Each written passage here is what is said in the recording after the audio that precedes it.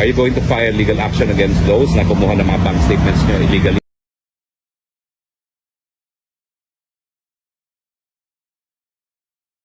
Hindi na.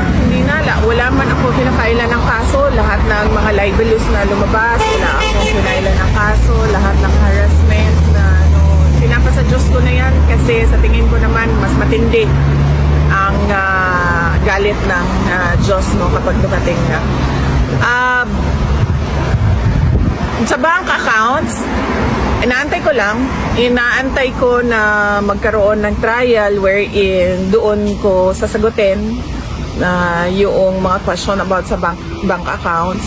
Dahil sa ngayon naman, yun nga, illegal yung pagkuha nila ng information with regard to bank accounts and wala akong obligasyon na sumagot sa kanila.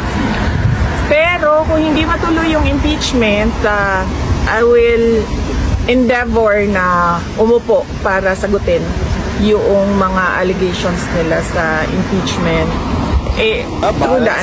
through the public. Kahit sino mamanalo, asawa ko din masusunod.